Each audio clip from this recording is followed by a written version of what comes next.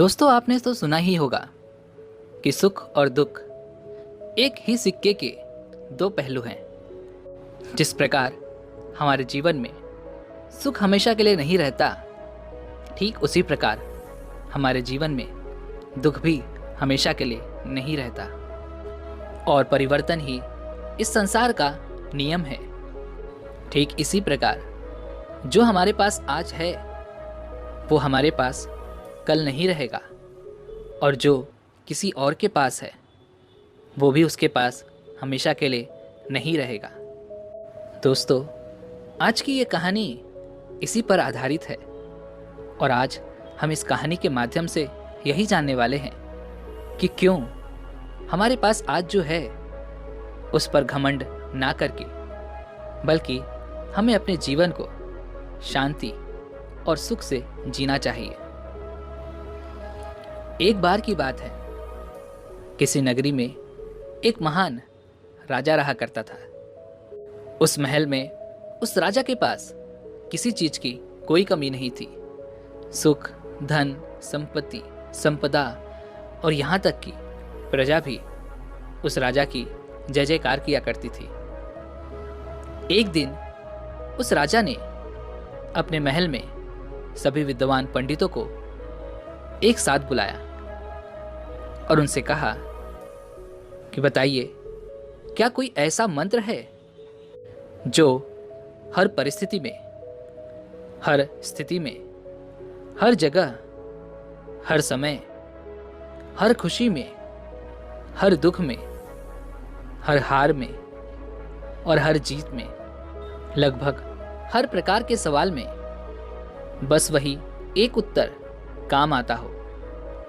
जब आप में से कोई भी मुझे सलाह देने के लिए उपलब्ध नहीं होगा, तो उस वक्त मैं उस मंत्र का उपयोग कर सकूं और अपने आप को किसी भी परिस्थिति, किसी भी स्थिति से बाहर निकाल सकूं।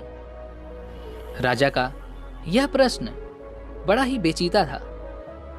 यह प्रश्न सुनकर राज्य के सभी विद्वान पंडित सोच में पड़ गए, एक दूसरे से चर्चा करने लग गए, और यह चर्चा काफी लंबी तक चली। काफी सोच और काफी विचार करने के बाद उनमें से किसी को भी इसका कोई जवाब नहीं सूझा। राजा को इस बात पर बड़ा ही क्रोध आया। राजा ने कहा, क्या इस महल में कोई भी ऐसा व्यक्ति उपस्थित नहीं है जो मेरे इस सवाल का जवाब दे सके? तभी वहां पर एक बूढ़ा व्यक्ति बैठा हुआ था। वह उठ खड़ा हुआ और उसने राजा से कहा, हे राजन, तुम्हें यहां पर इसका जवाब कोई नहीं दे सकता, लेकिन मैं एक ऐसे बौद्ध भिक्षु को जानता हूं जो तुम्हें तुम्हारे इस सवाल का जवाब अवश्य दे सकते हैं। उस बूढ़े व्यक्ति की बात सुनने के बाद राजा कहता है, हे माननीय, आप ही मुझे बताइए कि वो बौद्ध भिक्षु मुझे कहाँ मिलेंगे? इस पर वह बूढ़ा व्यक्ति कहता है, हे राजन, पास ही में एक छोटा सा जंगल है और वहां पर वो अपना आश्रम बनाकर रहते हैं। अगर आप चाहें तो मैं आपको वहां ले जा सकता हूं। वह राजा तुरंत ही उन बौद्ध भिक्षु से मिलने के लिए तैयार हो गया। वह राजा और वह बूढ़ा व्यक्ति पास ही के जंगल में उन बौद्ध भिक्षु के आश्रम पर पहुंच जाते हैं। वहां पर पहुंचने के बाद वह राजा उन बौद्ध भिक्षु को प्रणाम करता है और उनसे कहता है कि क्या आप मेरे इस प्रश्न का जवाब दे सकते हैं? वह बौद्ध भिक्षु बड़े ही ज्ञानी थे। उनके पास जो कोई भी अपनी समस्या लेकर आता था, वह वहां से कभी भी खाली हाथ नहीं जाता था। उन बौद्ध भिक्षु ने राजा के सभी प्रश्नों को बड़े ही ध्यान से सुना, और उसके बाद उन्होंने राजा को एक छोटा सा कागज का टुकड़ा दिया जिस पर उसका जवाब लिखा हुआ था, और साथ ही में एक शर्त भी लिखी थी। और उस शर्त में ये लिखा गया था कि हे राजन, इसे आप अभी नहीं देख सकते जब तक आपके ऊपर कोई अत्यधिक खतरा ना मंडरा रहा हो, जब आप खुद को अकेला पाएं, जब आपको कोई रास्ता नजर ना आए, जब आप दुविधा में पड़ जाएं और जब आपको ये लगने लगे कि अब मेरे पास और कोई भी उपाय नहीं बचा, तभी आप इस कागज को खोलकर पढ़ सकते हैं। राजा ने उन बौद्ध भिक्षु को प्रणाम किया और उस कागज को मोड़कर अपने हीरे की अंगूठी के नीचे रख दिया। यह सब वह बौद्ध भिक्षु देख रहे थे और वह यह देखकर मुस्कुराने लगे।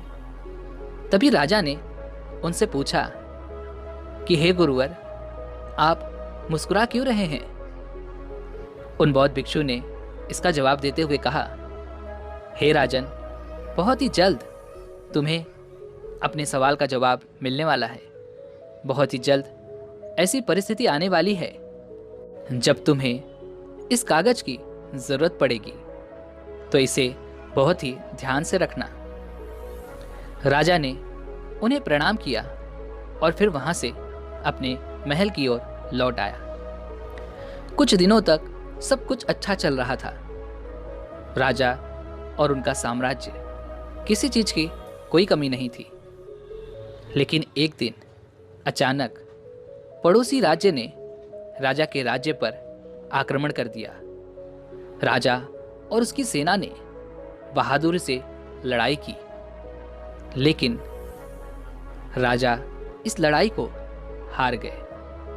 राजा को अपने घोड़े पर सवार होकर वहां से भागना पड़ा, लेकिन दुश्मन राजा ने उनका पीछा नहीं छोड़ा। वे उनका पीछा लगातार कर रहे थे और लगातार उनके करीब आते जा रहे थे। राजा अपनी जान बचाने के लिए लगातार भागते जा रहे थे। अचानक उन्होंने देखा कि उस सड़क का अंत हो चुका है और वहीं पर उन्होंने अपने घोड़े को रोक दिया। जहां पर वो खड़े थे, उन्होंने देखा कि वो सड़क नीचे की तरफ जा रही है और करीबन 1000 फीट की गहराई पर पथरीली घाटी भी थी। अगर राजा ने अपने घोड़े को सही समय पर नहीं रोका होता तो राजा का अंत तय था और फिर वह कभी भी वापस नहीं लौट पाते। लेकिन अभी भी शत्रुओं के घोड़ों की आवाज तेजी से बढ़ रही थी और अब राजा का दिल जोरों से धड़क रहा था। बेचैनी बढ़ती जा रही थी। राजा को कुछ भी समझ नहीं आ रहा था कि वो कहाँ जाएं। कोई भी रास्ता उन्हें नहीं दिख रहा था।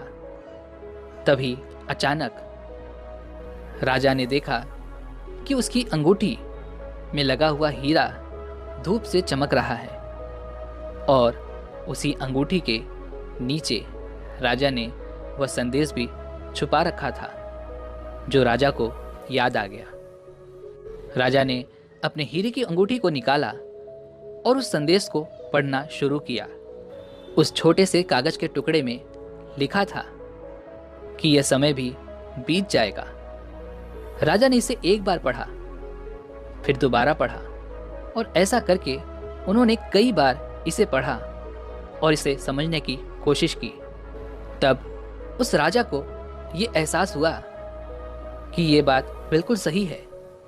कुछ दिन पहले मैं अपने राज्य में आनंद ले रहा था। सुख, धन, संपत्ति, साम्राज्य, सब कुछ मेरे पास था और आज मेरे पास कुछ भी नहीं है। मेरे पास वो मेरा राज्य भी नहीं है और ना ही मेरे पास अब कोई सुख बचा हुआ है। आज मैं अपनी जान बचाने की कोशिश कर रहा हूं और मेरे सुख के वो दिन बीत गए हैं। ठीक इसी प्रकार ये भी समय नहीं रहेगा और खतरे के ये जो 2 दिन हैं ये भी बीत जाएंगे। इतना समझते ही उन राजा के चेहरे पर उनके मन में एक अजीब सी शांति छा गई। वह राजा वहीं पर खड़ा रह गया। उसने इससे सुंदर जगह आज से पहले कभी नहीं देखी थी। वह प्राकृतिक सौंदर्य से भरपूर थी। उसे कभी नहीं पता था कि इतनी खूबसूरत जगह भी उसके राज्य का एक हिस्सा है। राजा को वह संदेश समझ में आ चुका था, जिससे राजा के मन को बड़ी ही शांति मिली। राजा ये भी भूल चुके थे कि उनके शत्रु पीछा कर रहे हैं। राजा वहीं पर बैठकर कुछ देर आराम करते हैं।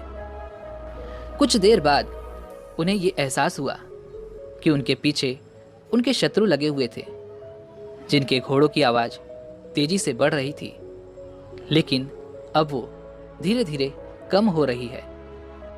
ऐसा प्रतीत हो रहा था कि मानो वे लोग उस जगह के किसी और हिस्से में चले गए थे, और जहां पर वो राजा खड़े थे वहां पर उनका कोई भी शत्रु नहीं पहुंच पाया।